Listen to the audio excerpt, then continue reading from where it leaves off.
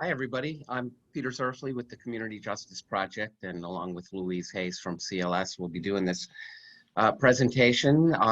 We're really excited at the number of participants who have signed on here because this is really the stuff we feel is, one of knowing employment and training programs and being able to advise your clients about them is one of the few ways we have in our work to actually help families get out of poverty. And so what we have for you today is information about changes for the better in DHS's TANF and SNAP employment training program designs, such as I don't think have ever seen since welfare reform. And most of those changes, of course, were not changes for the better. And what we'll be talking about today really represents a move away from the disastrous sort of underpinnings of welfare to work as it was built into the TANF program way back in 1996 with welfare reform. So here's what we're going to cover. We're going to look at the changes in DHS's changes in the TANF and SNAP employment training programs. These changes were intended to increase opportunities for education and training, which is a very sharp departure from the welfare reform approach of work first. These changes are also intended to provide intensive case management and place a greater emphasis on barrier remediation. A lot of these changes so there's sort of a good news and a bad news thing about this. The good news is that these are really the kind of services that help families move ahead. The bad news is that DHS would not be able to do this had it not been for the very drastic caseload reduction that we've seen since the inception really of welfare reform. That has given them a caseload reduction credit that is roughly equal to the 50% work participation rate. So we're not happy to see the caseload drop as it has, but a silver lining in that basically bad news scenario is that it's given the state a lot of flexibility to provide services that are actually useful and not punitive for folks. So we're going to look at the program redesign, the basic features of that, and also DHS was wise enough to implement a whole series of policy changes that were intended to facilitate these program designs. So for example, TANF parents will now basically allowed to pursue education until they complete their programs. The same is true with SNAP participants. Rules for second training have been liberalized. We'll explain the significance of that later on. With the onset of the pandemic, of course, it was very difficult to provide services, educational or other types of services in person, and so DHS, recognizing that, has clarified their policies to make sure workers understand that childcare can be made available for distance learning or remote participation. And there are SPALs, supportive services, now available for the purchases of laptops. And I had written in here internet service for TANF parents. That's actually incorrect. We made a correction further down in the PowerPoint, but I forgot to correct it here.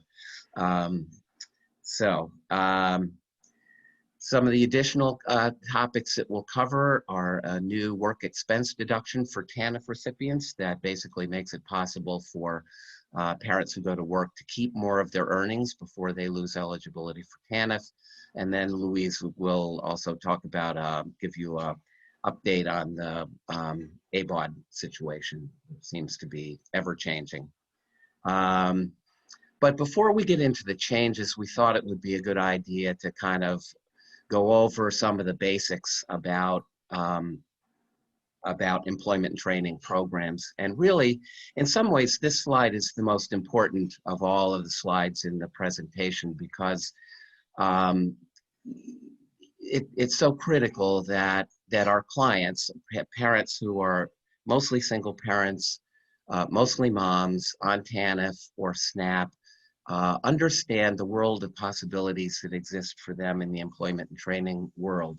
So many of our clients either get no information or get misinformation about this, and they end up being steered into activities that really don't help them at all, which is one of the things we think has actually contributed to TANF caseload design, or caseload decline.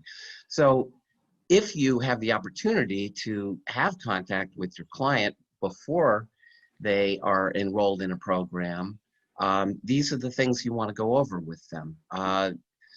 If you, more often than that, most often we don't, unfortunately, see clients before they're enrolled, but at some point later, either SNAP clients or TANF clients, this discussion is still relevant because you can always change what you're doing despite what your client may have been told. So the question to start off with is, for your client is, well, what would you like to do for a living? If you could do anything, what would you like to do? And think big.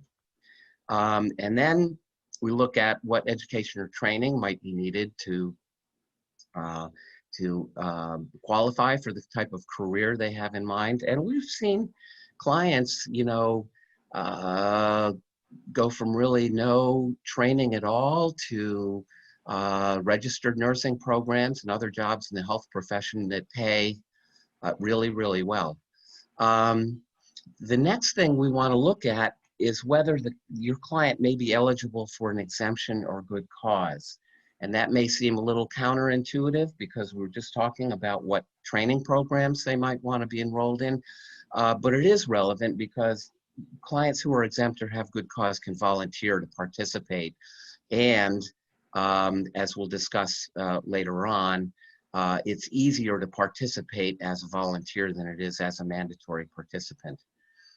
So that leads us to the next question. If your client is exempt or has good cause, would she like to volunteer? If she's mandatory and not a volunteer, then we have to look at what sort of work requirements she has to meet. And some of the things we'll be talking about, changes in education policy later on, make that last question a lot easier to deal with than it has been in the past. So what are the exemptions and good cause circumstances? You're exempt if you have a temporary or permanent physical or mental disability. There's a medical assessment form that needs to be completed for that. There's a once-in-a-lifetime exemption for parents with a child under the age of 12 months, for a total of 12 months. If you're under age 18 and you're pursuing education, at least to a high school degree, or you're in a GED program, you're exempt. You're also exempt if you have a child under 6 and childcare is not available. We really never, ever, ever saw that exemption as being relevant to our clients until COVID. And then it became very relevant because childcare providers across the state were totally shut down, and many of them still are. So that's now an exemption that's relevant that we haven't seen in the past. Good cause circumstances. We've done whole trainings on this first one, the domestic violence exemption that comes from the family violence option. I'm not going to go into detail about it here, except to say that there's a very handy form that can be used to assert this exemption.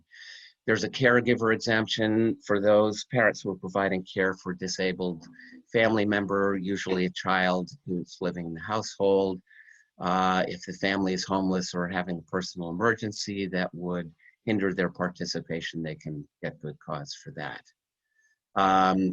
SNAP exemptions really aren't relevant because in Pennsylvania, DHS elected some years back to make SNAP employment and training strictly voluntary. So the participate normal rules for hours of participation and that sort of thing don't really apply in Pennsylvania. Exemptions are, however, very important when it comes to ABODs, and those would be able-bodied adults without dependents. More on that a little further down. It is important too to know what the range of training, permissible training and education activities are when you're talking to your client about what she wants to do. It's important to know whether she might need a high school degree, might need greater English speaking proficiency, maybe has a very low reading level and might benefit from adult basic education or literacy. If they want to do post-secondary education, they may very well need a high school equivalency or a GED. Another type of program that we have not seen much of in the past, but we're going to see probably a lot of in the future, are what they call credentialing programs. These are probably going to be offered mostly by or through the EARNs, but credentialing programs are typically very short term. I don't think some of them at least probably do not require a high school degree. But they lead to a certificate in an industry recognized, or it'll lead to an industry recognized credential to help people get jobs. And then of course there's post-secondary education or job skills training. A lot of that kind of stuff is available through community colleges and the KEYS program, which we'll talk about in a little more detail. So what are the welfare to work programs that people can participate in? The big one is the EARN program, and this, prior to the design changes, which took effect on July 1st, again, more on that later, the EARN program used to be basically for TANF parents who are supposedly job ready and want to find work. The EARN programs have the ability to refer people for training if that's what they really wanted or needed, but this almost never occurred due to, largely due to the built-in sort of financial disincentives for EARN programs to refer people out. We'll talk about how the role of EARN programs has been pretty significantly changed later on. The Work Ready program is a program that that has historically served TANF parents who are mandatory for participation in work programs or ABODs who have barriers to employment. That has changed, and now going forward, the Work Ready program will serve only extended TANF parents and ABODs, extended TANF being post 60, TANF post 6 after the 60-month time limit that people can qualify for. The KEYS program is open to both TANF and SNAP-only parents, and it's basically for folks who want to pursue a community college associate's degree or certificate program. And it also includes short-term training, 6-month, 12-month, 18-month, and a couple of KEYS programs actually have what they call career pathways or bridge programs where you bring the parent in who, if the parent doesn't have a high school degree but wants to pursue post-secondary education, they're brought in, they pursue their GED and get career counseling to help them figure out what type of post-secondary degree they'll pursue afterwards, and then they're assisted with the transition to that. The ELECT program is for teen parents on TANF who are pursuing a high school degree. It's not available in all counties, but it is a good program.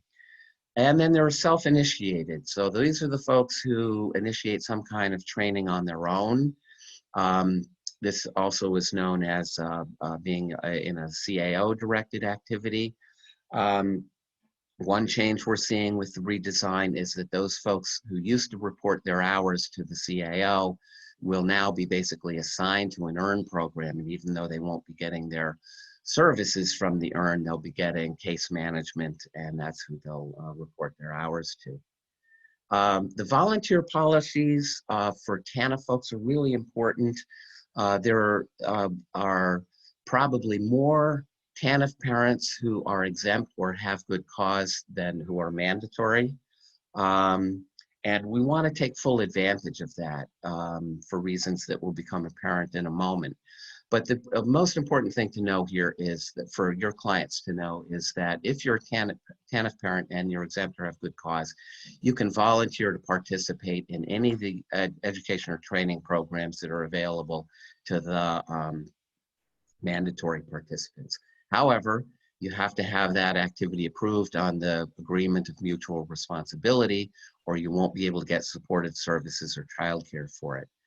The standards are pretty loose. We don't usually see problems with this, but basically a parent could elect to pursue any program that will realistically prepare her for a career that pays a family sustaining wage. So if you only have a 6th grade education and you wanted to enter into a registered nursing program through Keys, that might not be considered realistic, at least not at that stage in your education. But as I said, for the most part, we don't see clients getting hung up or having problems with this. Peter? Yes. There's a question in chat, a good question from Mary Pat. Is there a COVID reset exemption for parents with school-age kids doing virtual school at home? She says, I suppose this would be covered by good cause for lack of childcare, but it would be helpful to have an explicit policy on this. Yeah, that is a very good question. And I think things are a little different now, Mary Pat, than they were back in the spring and summer when most of the childcare providers were shut down. So that is a circumstance that made childcare unavailable to people. And yes, many of those folks got good cause, or we hope they did at least. That might not be quite as available now because childcare facilities are allowed to operate.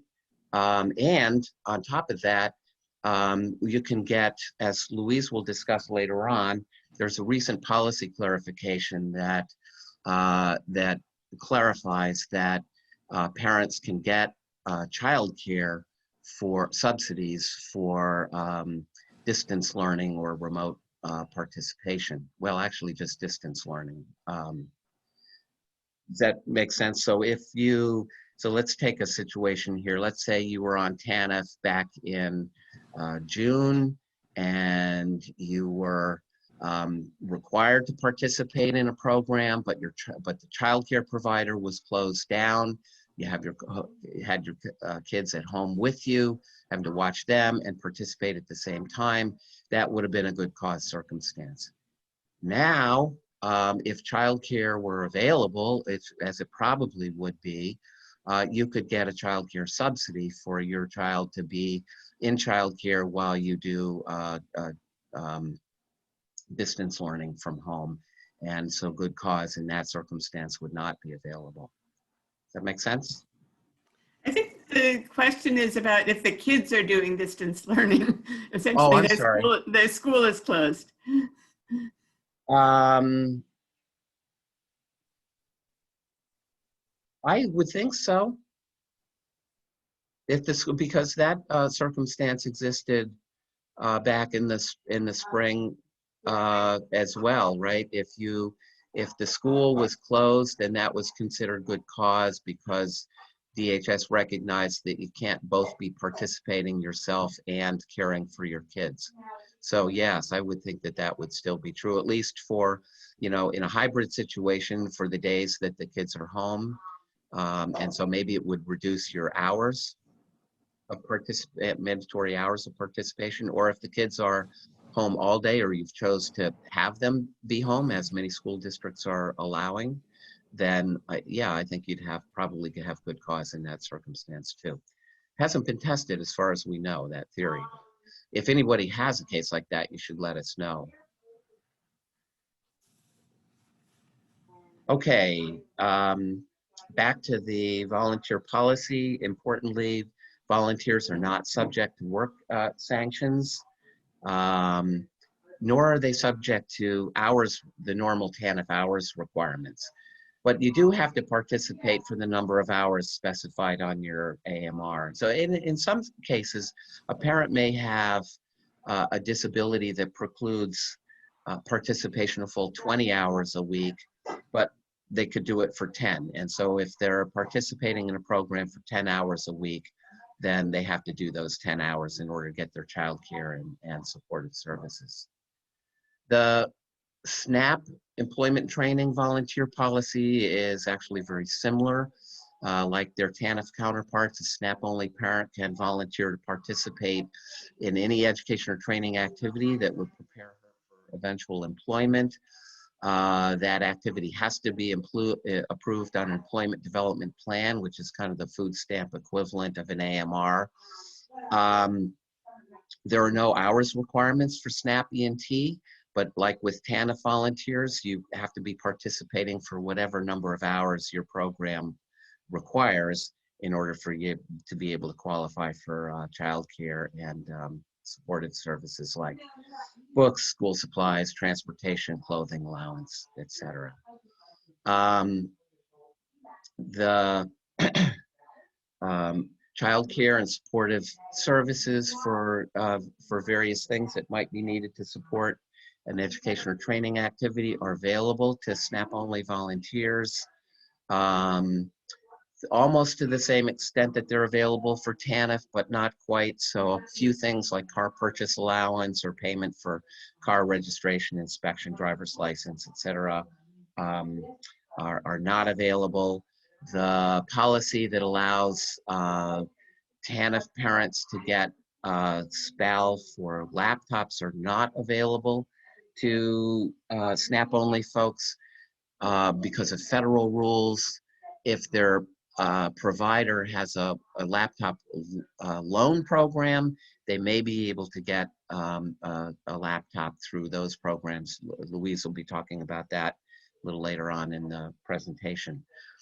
One weird thing about food stamp special allowances that we really have to very carefully advise our clients about is a nasty federal rule that prohibits people, self-initiators, from getting supportive services or childcare to support their education program. So the way this comes up is this. If you are a SNAP-only person and you have self-initiated into an education and training program before getting that activity approved on your EDP, and you've paid for any school-related expense, childcare, transportation, or books, you are then precluding from getting special supported services to support that activity. So the lesson here is that if your client is thinking about starting an education or training program, she really needs to get that approved on her EDP before she pays any school-related expenses. And this can be difficult because we've seen situations where the parent is waiting for that EDP to be approved. Meanwhile, the semester started and they need books in order to be able to do their classes. And we have to advise them to either borrow books from somebody else or something, but don't pay for it. And same thing with childcare.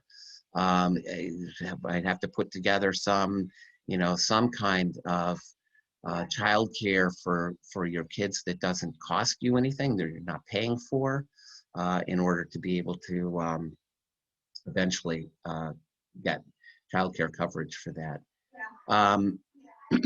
So as I said, if the client has already started an education program but not paid any expenses, they should be able to get that activity approved and get a payment for that activity going forward.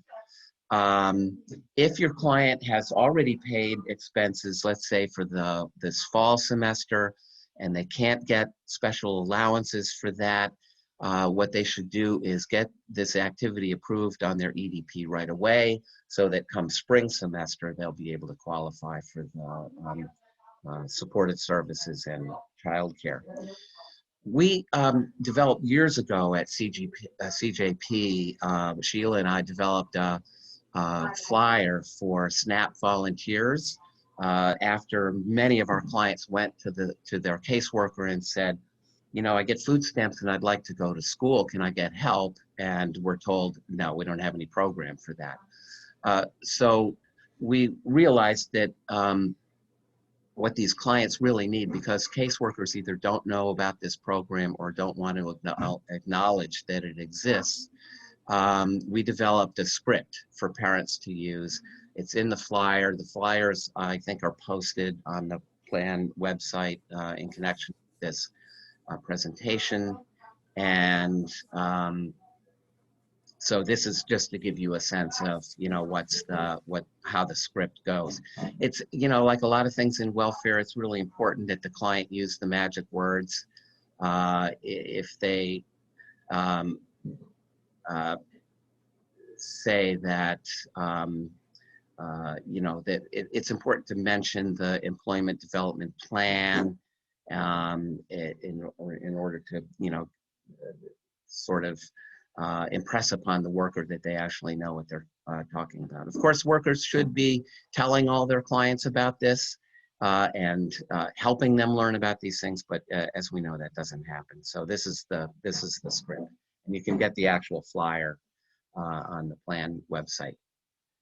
So now we come to redesign, and this is, you know, have to say that Teresa Miller, who was relatively new at DHS back in 2018 when they started looking closely at the performance of their employment and training programs, really is a person with vision, at least when it comes to employment and training. I think she understands that this could really be an important service to people as opposed to like a set of requirements that clients and DHS have to meet. And so she and her staff undertook almost 2 years ago now, kind of a close look at their employment training programs. And with the exception of the very small Keys program, what they found is that these programs are a disaster. And we've known that for a long time because regular monthly data from DHS shows that really going all the way back to 1996, roughly, and the needle hardly moves on this at all. It might go from 18% to 22%, but it has covered around 20% being the number of people, parents who leave TANF for work, meaning that the other 80% are not leaving for work, which means they're not leaving for greater income, they're leaving for other reasons and are probably worse off. But even those 20% who leave for work, largely because of the work first sort of approach that's been used since welfare reform, are pretty much pushed into whatever jobs are available for them given their skill levels and educational levels, which normally means minimum wage or barely above minimum wage jobs, which means, of course, that those who are leaving TANF for work are really still living in poverty and often end up having to go back on TANF because either the job ends or it wasn't, you know, really producing enough income for them to sustain their families on. An important realization that DHS came to in all of this is that the work first approach, which is deeply embedded in the TANF statutory work requirements, really doesn't work. And anybody who's been paying attention to this since 1996 knows that work first doesn't work.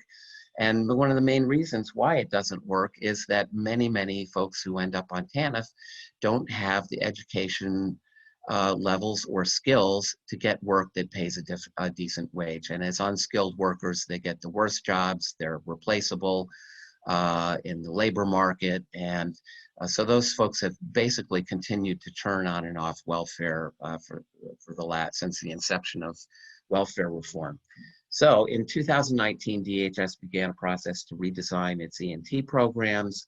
These changes went into effect on July 1st, but a lot of thought went into this and a lot of consultation with the programs, the E&T programs, Keys, Work Ready, Earn, Elect, and I'm happy to report pretty good consultation with advocates also, mainly through the EPC, the Employment Policy Committee. And so we as advocates and clients had a lot of input, a lot of opportunity to have input on the redesign, not through ops memos, although we had that access to that too, but through the actual, you know, what was going to be the structure of these programs. So DHS's goals are pretty ambitious. They decide to implement them through changes to existing contracts with existing providers, which meant that they really have had to take kind of an incremental approach to this. There's only so much change they could expect people to make in the first year. They tell us that they're going to closely monitor how these changes are working and determine which of those changes are working well and which aren't. And pretty soon now they'll be gearing up for a new set of changes on July 1st of 2021. So the goals of the redesign are to provide meaningful assessments of TANF employment training participants to determine interests, aptitudes, goals, work history, barriers to employment, and other issues that the families may need help with and want help with. Up until now, up until the redesign, the only assessment that was done of TANF participants was at the application interview in connection with the signing of the AMR. Those so-called assessments were done by CAO workers who weren't really qualified to do that. The assessment, because there are many other things covered in those interviews, was necessarily very short, pretty meaningless, and basically didn't help anybody at all. So we're hoping there will be some better results with this in the redesign. Along with the assessments will come more intensive case management. All of the providers are required to employ or contract with social workers or counselors, as we'll see a little bit later on, to help with the case management. Addressing barriers will be a top priority, at least in theory, and increasing education participation in education training, leading to jobs that are actually in demand and that pay a family sustaining wage, what we would call high priority occupations, is another important goal. The main vehicle for implementing these changes is going to be the EARN programs. And I can hear all of you moaning out there with skepticism over whether these EARN programs, who have been awful to date, are going to be capable of doing this. The one thing that can be said in the defense of the EARN contractors is that they were basically stuck with work first kind of requirements, and were very limited in the kinds of barrier remediation or education and training opportunities they could offer people, but it's still the same people, right? So this is going to have to be very carefully monitored. As a practical matter, before redesign, pretty much every TANF applicant was assigned to the EARN program. We don't see this changing, but that may not be a bad thing if the assessments are done well, and the new referral policies are implemented faithfully. And we'll talk a little bit more about that in a moment. In short, expectations of EARN have changed a lot, at least on paper. It remains to be seen how well this is going to work. So here's a little more detail about the new EARN expectations. Louise, can you tell me do you know what slide we're on? I want to make sure that we're on schedule here.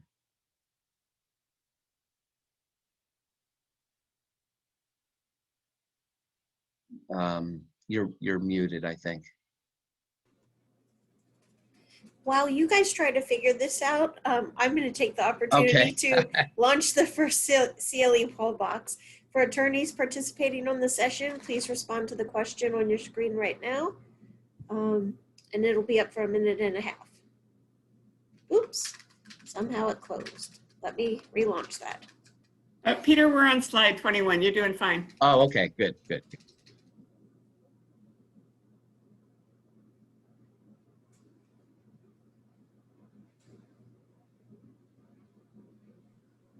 And I think you could just go forward.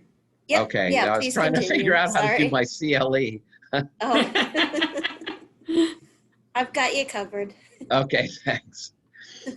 All right, so here's a little more detail about what's expected of the EARNs. And in here, we quoted probably excessively to the what's called the statement of work, because we wanted to give some sense that these are real expectations, at least on paper. And if we're not seeing these things done, and we already have some reason to believe that some of the EARNs are basically committed to business as usual as opposed to making these significant adjustments.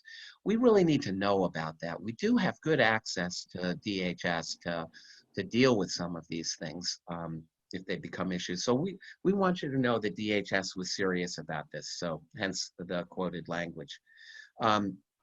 So these assessments that the EARNs are going to be doing have to be done within 7 days, which is good because you want it before you start clients on activities, you want to have already done the assessment to know what they need.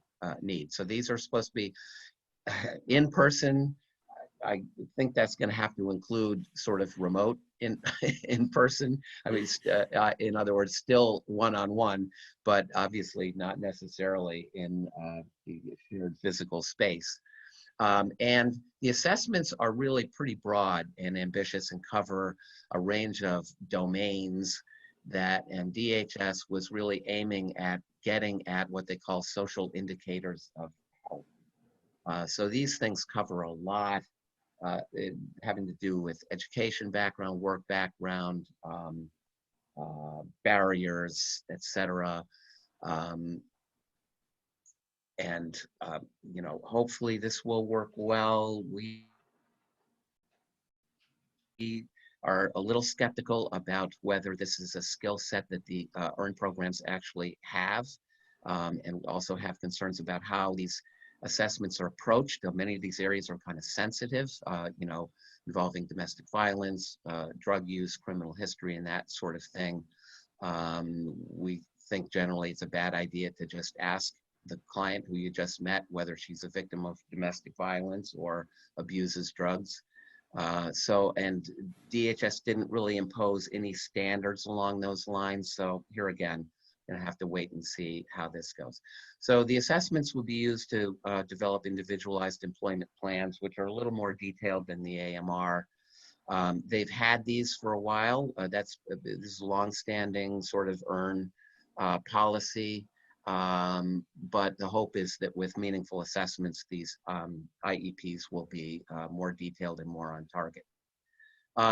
EARNs are required to employ or have arrangements to provide access to licensed professional counselors, social workers, therapists, blah, blah, blah, in sufficient numbers that each TANF person can have access to a licensed professional at least once a month. We still have some questions about whether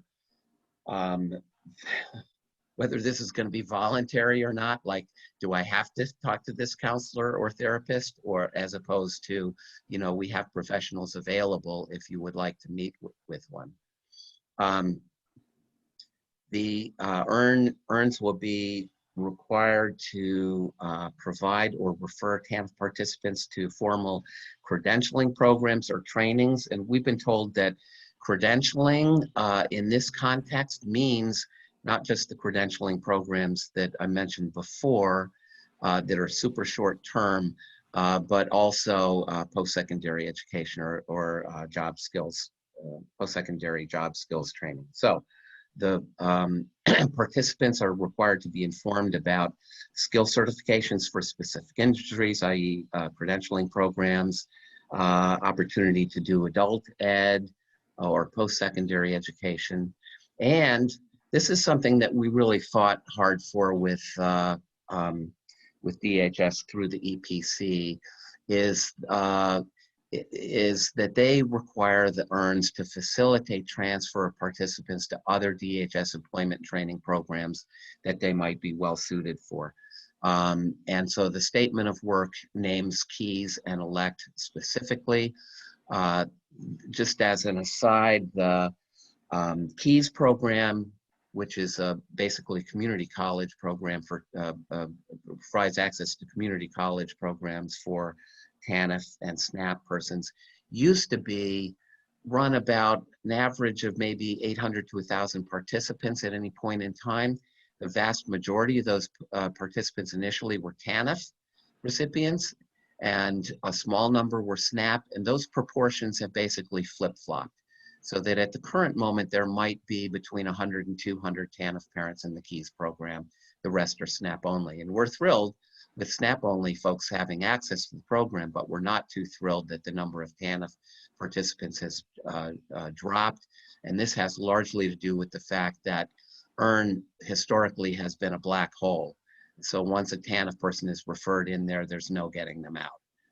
We really have to work hard to make that change. Another goal is to place participants in unsubsidized employment. Of course, that's always been the goal. It used to be the main goal. Now I would say it'd be more appropriate to call it the ultimate goal. So what's changed here is not really, this isn't really a new goal, but hopefully what's changed is the sequence of services so that folks will get their barrier remediation or education services before their transfer or before their job search. And then, of course, retention services have always been a big part of the EARN program and will remain so going forward.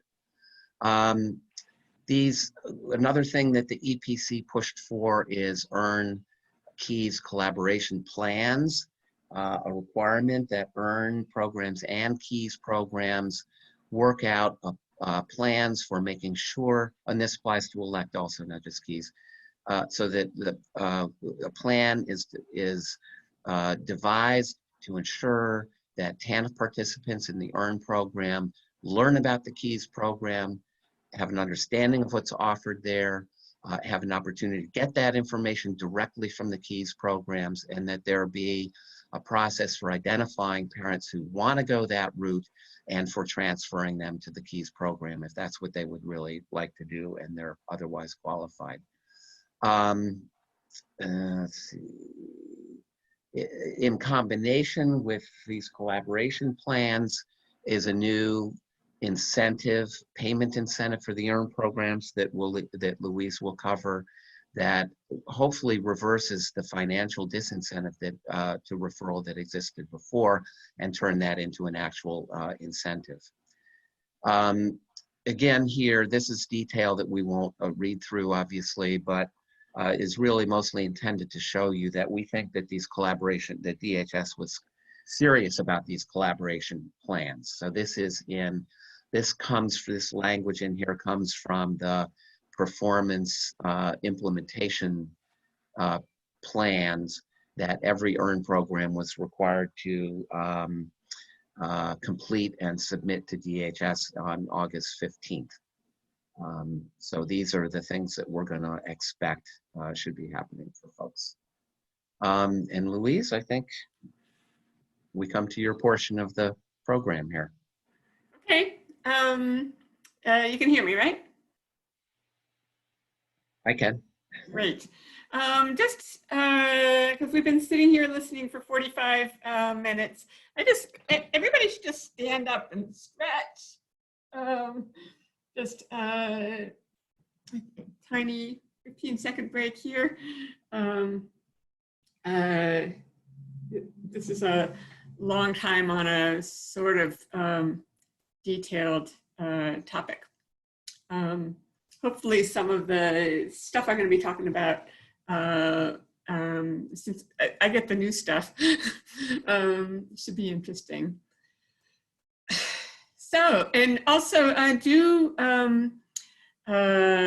put questions in the chat box. So, how are the EARNs going to be measured? Back one, Peter, did you just skip forward or had you skipped forward by accident?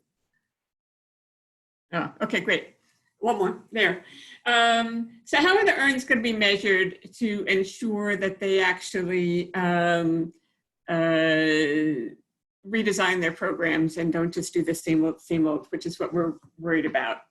So the performance standards that the EARNs are going to be measured against have been modified somewhat, maybe not as much as we'd like, but modified. So one of them is that 90% of all TANF participants have to be timely assessed. Personally, I'm worried that the assessment is just a document that's going to go into a file and I don't think that there are any performance measures of are those barriers that are identified as part of the assessment actually addressed? Are the client's goals actually addressed? But as I say, DHS is prepared to tweak this over time So I think that's one thing to be looking at is it's fine to do an assessment, but are you actually acting on that assessment? Another performance standard is 80% of all TANF participants are supposed to meet with a licensed counselor or social worker at least once a month. Again, we've wondered is this just going to end up meaning this is another hoop you have to jump through. You have to meet with this counselor when people don't feel the need to. So let's see how that goes. In Philadelphia, DHS has had, the ERNs have had, they call them like resource specialists who may have been social workers, but not clinical social workers. And they're still in the process of getting, sort of accomplishing this requirement to make them licensed. And we'll see whether in Philadelphia, their job description changes from just being a referral specialist to actually helping people. Next slide, please. And then as the most important changes are these incentive payments, that the ERNs get. So much of their pay is unrelated to these incentive payments. Basic, we're going to give you this much to run your program, but then you can earn additional money through these incentive payments. And this one that we've cared most about is that the ERNs can receive payment for placing at least 50% of their TANF participants with an activity that results in a transfer to Keys or Elect or earning of a credential. So this is really trying to put the power of the purse, actual payment to ERNs behind getting people education and training. Again, I've got some worry that some of these ERNs are going to, have their own credentialing programs that aren't nearly as valuable as Keys, and claim this incentive payment by putting people through pretty minimal credentialing programs. But again, let's keep an eye on them and raise that with DHS and expect better next year if that's what happens. So you get what you pay for. So as this slide notes, incentive payments often have unintended consequences. So in the past, there's been this big disincentive for ERNs to refer people to Keys because such referrals have resulted in negative terminations, and there's been punishments for negative terminations. And so we've tried to create this positive incentive for ERNs to transfer people to Keys. We also asked DHS to create a positive incentive for ERNs to get people better jobs, higher incentives for higher wage jobs, and they aren't there yet. But again, they're open to changes over time. So that's the EARN program now. And the EARNs have been run by the WIBs, the Workforce Investment Boards, and their mission has always been get people jobs. There has been this Work Ready program that Peter referred to, and it's going to continue in many counties, but it's changing its clientele. So the Work Ready programs are run by community action agencies, and their mission was to serve mandatory TANF participants, but who had barriers to employment. And with the redesign, they're to serve a new population of people, the extended TANF clients. Those are people who have been on TANF for 60 months or longer, as well as these able-bodied adults without dependents, if that rule is in effect. So in some areas, there aren't enough people on extended TANF to warrant having a program to serve them. And so those Work Ready programs have closed across a lot of the state. Some of the best Work Ready programs have closed. And there are now only Work Ready programs in areas where there are sufficient extended TANF compliance to warrant having a program. And people who were previously in work ready and their barriers were supposed to be addressed at work ready are now being transferred to the earns, and the earns are supposed to address their barriers. Again, this is not an area that the earns have excelled at in the past, so an area to keep an eye on. So we've gone over earn and then work ready, and now keys. Keys does not have any changes in the redesign. DHS thinks that that program works pretty well, and the redesign is basically designed to put more TANF parents into it through these referral incentives from the earn. So we want to make sure that that really happens through monitoring these collaboration plans that Peter mentioned between the earns and keys, and checking data to make sure that these referrals are actually happening. So I want to spend much of the last half hour or so talking about the new policies that DHS has issued to facilitate the goals of the redesign. And we're going to go over each of these in turn. Changes to the education policy ops memo, a second and subsequent training policy ops memo, guidance on special allowances for TANF recipients related to laptops, essentially, and then childcare and special allowances for students taking online classes. So the changes to education policy, this is about one of the biggest things we're going to talk about today. And we're thrilled. This is something we have asked for eons. And this really is a remarkable change from the old work-first approach. This new policy allows TANF parents to count participation in adult education, which would be high school equivalency, English as a second language, adult basic education, as a core vocational education. And I'll talk about what that really means in a sec. But basically, people can do education as their only activity now. In the past, this is not counted as a core activity and was actively discouraged. Another piece of the change to the education policy is that parents who are in post-secondary education can stay in that program, counted as a core vocational education until they have completed that program. And until now, only KEYS participants were allowed to do this. Another thing we've asked for years is people on TANF for 60 months or more, people in extended TANF can start an educational activity after they've been on TANF for 60 months. In the past, they have said you could stay in an activity you were already in, but you couldn't start an educational activity after 60 months. So these people who have been on TANF for 60 months generally have the most barriers to employment, and the people who need education the most, but they haven't been able to do that at all, and now they'll be able to.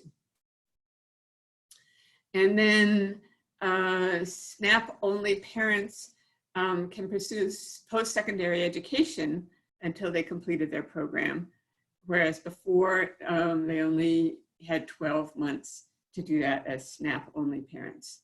Of course, the key thing about being a SNAP-only parent in one of these programs is you can get childcare and other supportive services.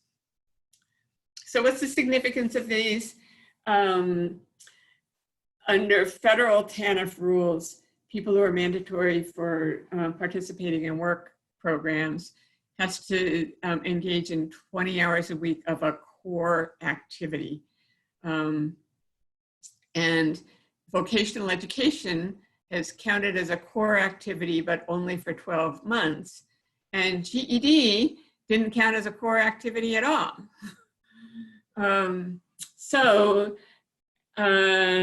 Go on. Thank you, Peter. So now people, TANF parents can continue post-secondary education after 12 months, and no longer have to add additional core activities to meet the 20-hour-a-week work requirement. So until now, if you've met your 12 months limit,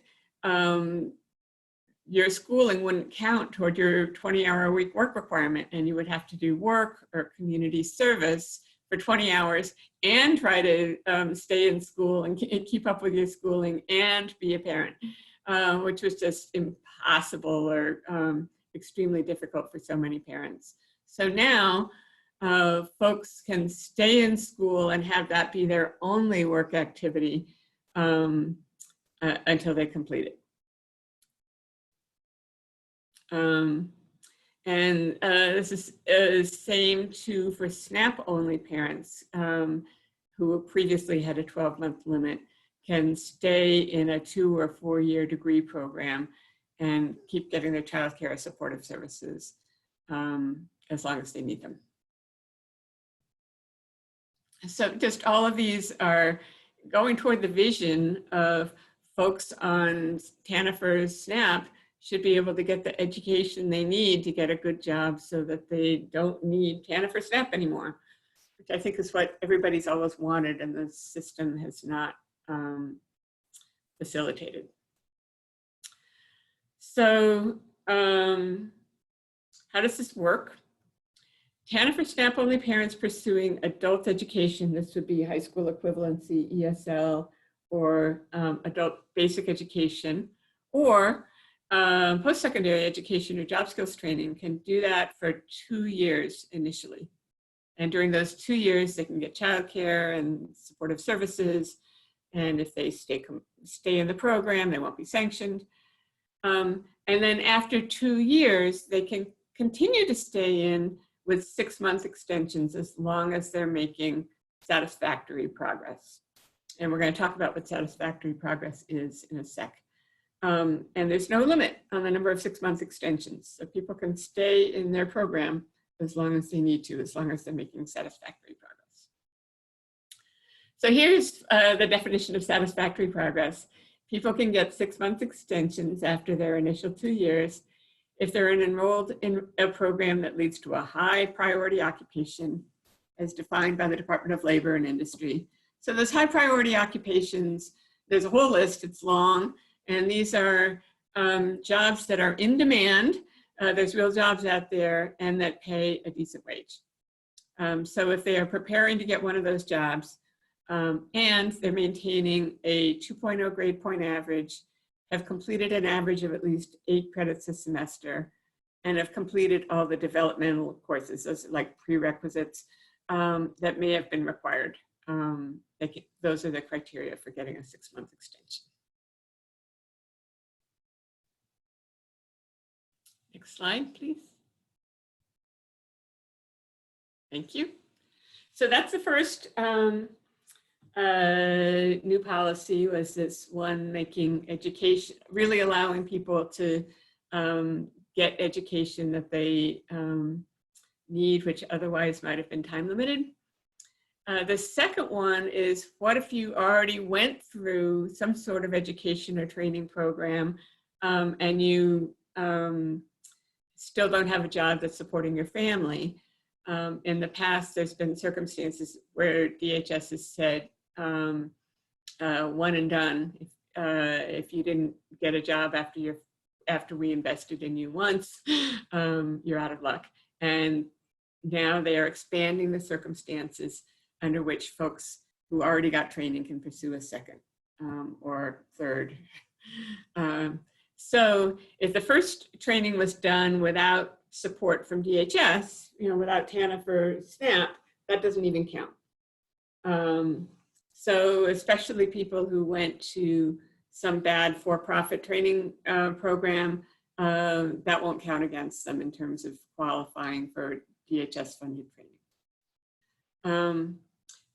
And if the first training didn't result in earnings sufficient to make the family ineligible for TANF or SNAP, a second training may be approved. That's essentially an exception that swallows the rule. because almost by definition, if folks are here on TANF or SNAP looking for training, then their first training didn't result in earnings, making them ineligible for TANF or SNAP. Another new policy is subsidized childcare for distance learning or remote participation in ENT. So that means that folks who are themselves, the adult, doing distant learning or participating in an ENT program, ENT meaning employment and training or education and training, can get childcare for that, assuming childcare is available. I want to just back up a sec. You know, all these trainings about, all these policies about additional education and training and this redesign, what you have not heard from Peter and me is like a massive new investment in education programs. Although DHS clearly wants folks to be able to get education, they have not invested in or told the earns, you've got to fund a lot more education or training programs for people. This is one reason why we're really pushing KEYS, transfers out of earn to KEYS as a way for people to get that job skills training and real education, because we've got some skepticism that the earns are going to be able to provide it themselves. Although Louise, there's not been any additional investment in the KEYS program either. Right. But, right. You know, their numbers are down, and so hopefully they have the capacity, but their funding hasn't been increased in many, many years. Right. Next slide.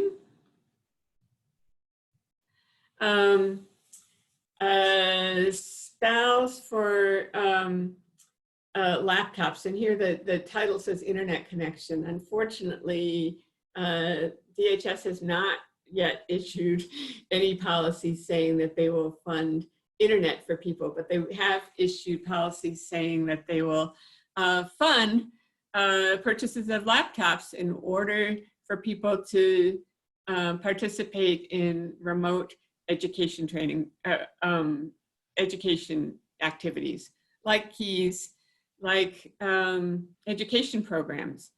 It does not, this policy clarification does not currently allow for people to get laptops to participate in earns. So currently the earns in Philadelphia, nobody can participate unless they can participate remotely through a smartphone or a laptop. And DHS is not making that possible. If people don't have the tech that would allow them to participate in the earn, then they're getting good cause. But, and in the past, the earns have been so terrible, we would have probably been happy enough to have them just excused from participating. But if these programs are going to get better, or if people are antsy and really want to get a job, then they should be, DHS should be making it possible for people to participate through helping them get laptops. But at least they have committed to helping pay for laptops for educational programs. Louise, let me just interject that I was a little overbroad when I wrote this slide, and so this needs to be corrected to drop the internet connection. And also, I think where I said here, remote participation in ENT, as you pointed out to me the other day after going to the LMC meeting, that's probably going to have to come out, and probably should put a note in there. So anyway, I mentioned this because we'll revise this PowerPoint and get it back out in case any of you want to use it as a reference. Cool.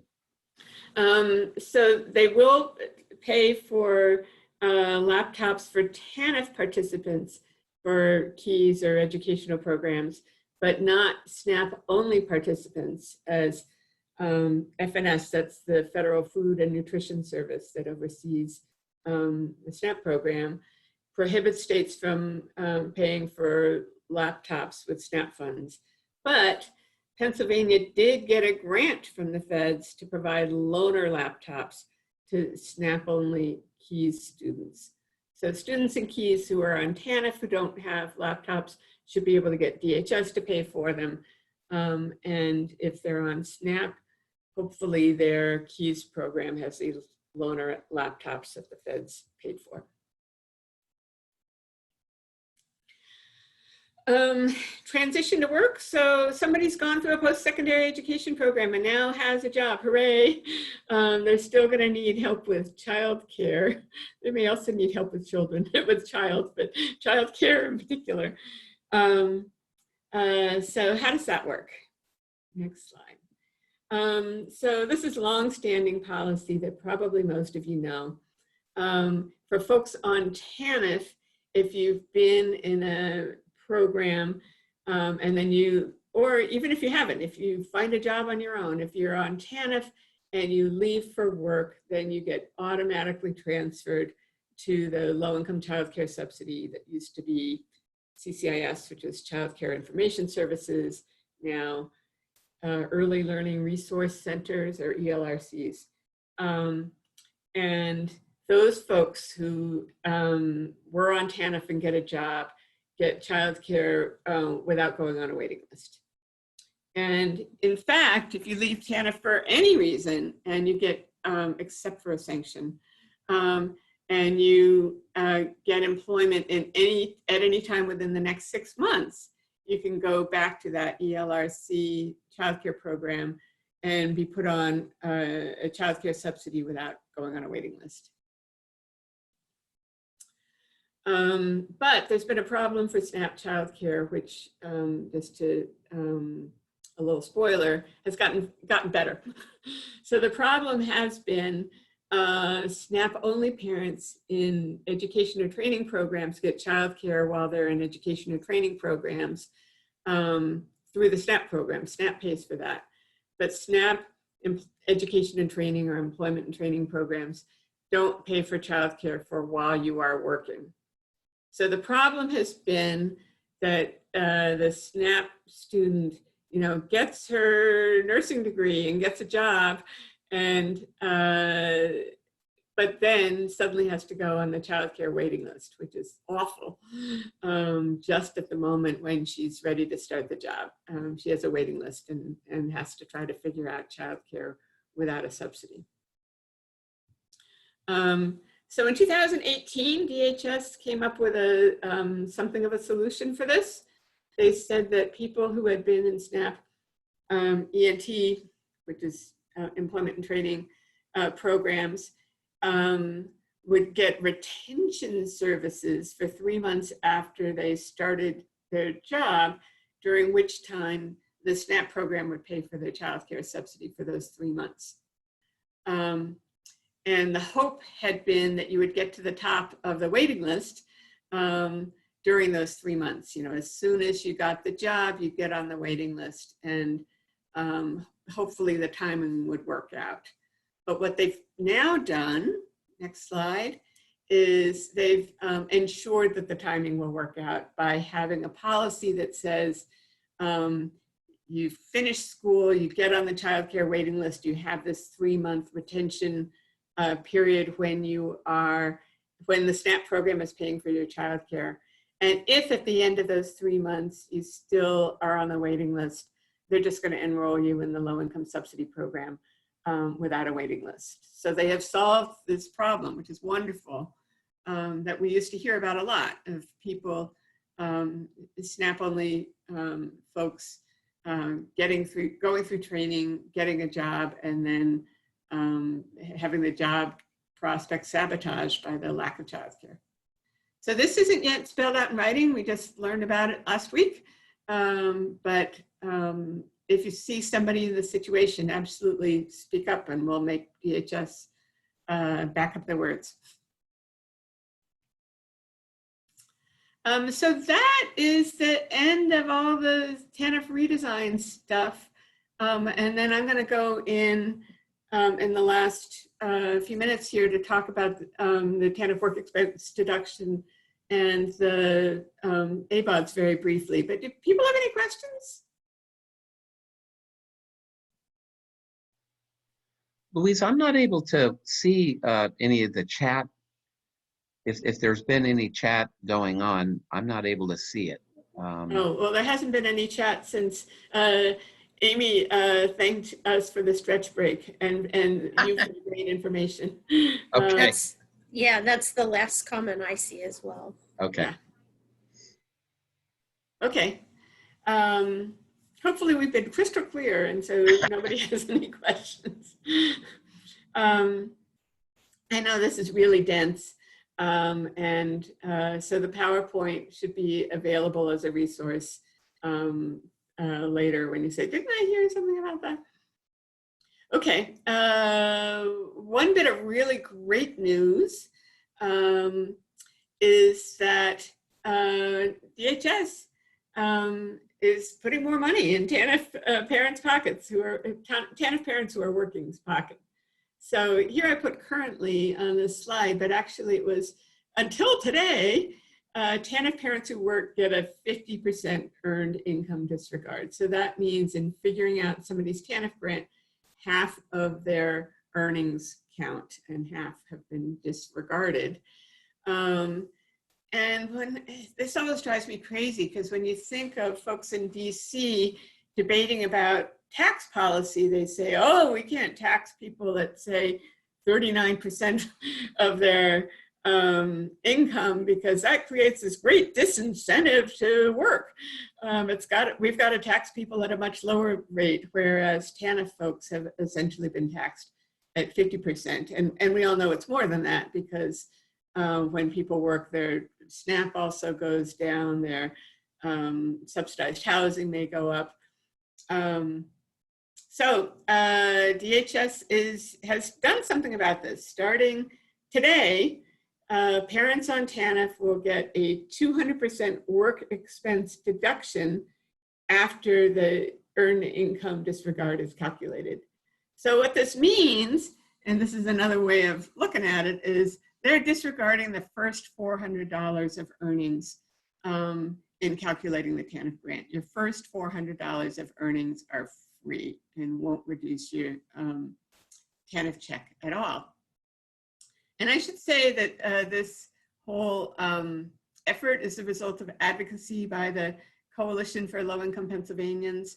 We did a lot of work with DHS last year, and they committed to making this change. So again, it's Teresa Miller just was persuaded that we need to do something about this problem, and we're really grateful.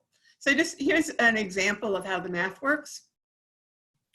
And so suppose you've got a mom with 2 kids and she's getting $403 a month in TANF.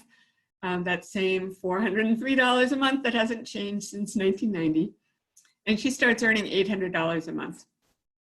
So here I have currently, but again, that means before today, somebody on TANF earning $800 a month would only get a $3 a month TANF check after starting those earnings, because they would count half of the $800, which is $400, and subtract that $400 in countable earnings from the maximum TANF grant of $403. But now, with this new work expense deduction, you do that same 50% math, and but then you do an additional step of subtracting $200 from half of the earnings. So the $400 half the earnings minus the $200 work expense deduction, you end up with $200 in countable earnings. You subtract that from 403, and you end up with a $203 a month TANF grant. So go back please, Peter. Another way of doing this math is you could just subtract $400 from the earnings to begin with and then count half the rest. Either way, it's going to end up with TANF folks having $200 more a month. Now we can go on to the next slide, thanks. Just one sort of cost of this really great change is they did eliminate the work expense reimbursement as part of this change. So the work expense reimbursement was instituted in, I think, 2007 to give $50 a month extra to people on TANF who were working 20 or 30 hours a week. That is meeting the TANF work participation rate hours. So that was set up as an incentive to work more and to get more money in people's pockets. That was sort of the best we could get DHS to do back in 2007 or so. And that has been eliminated. But again, not many people were getting it. If you were working 20 or 30 hours a week, many people are ineligible for TANF altogether. So this work expense deduction now, which is not tied to whether you're working 20 or 30 hours a week, everybody who's working gets that. It's much better.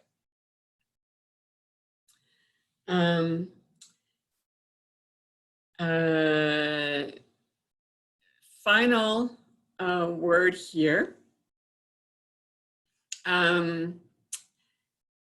ABOD. So I think many people know about this. We've certainly done, I could spend over an hour on this topic instead of just a quick wrap up here, but ABOD stands for able-bodied adults without dependents. This is a terrible federal SNAP rule that says that people between the ages of 18 and 50 who are able to work and don't have children can only get 3 months of SNAP in 3 years unless they are working 20 hours a week, or unless they live in an area with a geographic waiver from the rule based on based on high unemployment. So folks who've been doing this work know that in the early part of 2020, we were very worried about new federal regulations that were going to go into effect statewide in April that was going to subject the entire state, almost the entire state, to this 3 month time limit. So that would be 90,000 people who have not been subject to this time limit would have been newly subject to it. And experience in other states shows that people subject to this time limit just get cut off SNAP because it's sometimes called the work requirement, but it's just so difficult both to meet the work requirement and to prove to DHS that you're meeting the work requirement, that once you're subject to this ABOD time limit, most people lose their SNAP. So there were 2 bits of good news back in March, and I just sort of want to recap where we are on this. So back in March, the lawsuit brought by dozens of attorneys general, including Pennsylvania's, won a preliminary injunction of the new regulations that were supposed to go into effect April 1st. And that means while that injunction is in effect, those new rules haven't gone into effect, which means that the old rules, which protected almost all of Pennsylvania, including Philadelphia, from the time limit, were still in effect. And then just a couple days after this injunction, Congress lifted the ABOD time limit nationwide during the public health emergency. It did give states an option that it wanted to be particularly nasty to implement it in their states under certain circumstances. Pennsylvania is not one of those. Now, because of the pandemic, the unemployment rate has gone up so much. Pennsylvania qualifies for a geographic waiver of the time limit across the whole state. So under the old rules, there were still 4 counties, Bucks, Center, I'm not going to remember the other ones, that had this time limit in effect. The state now qualifies for a statewide waiver. Next slide. So the bottom line is there is no ABOD time limit anywhere in Pennsylvania through the end of the public health emergency, which the public health emergency is in place for 90 days at a time. Currently, it's scheduled to end on October 23rd. I think it's October 23rd, but I think there's a very good chance it will be extended. Some experts are saying the public health emergency will extend into 2022. And then even once the public health emergency is lifted, we have this statewide waiver. So there are no time limit as long as the injunction in the Attorney's General lawsuit remains in effect. So I know that stuff is crazy complicated, but the bottom line is nothing to worry about for now. Any questions?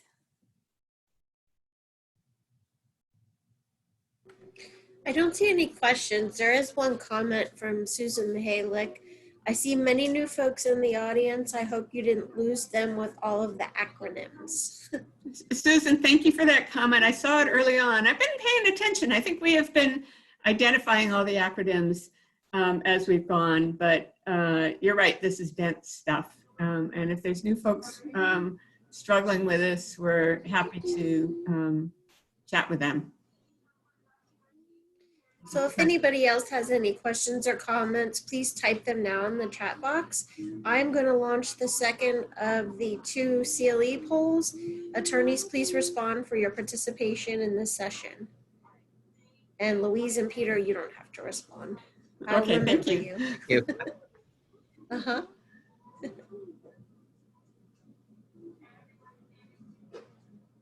I'm not.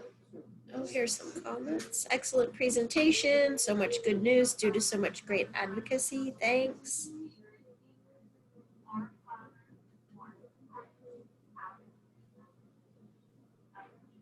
Oh, I guess that's all the comments or questions.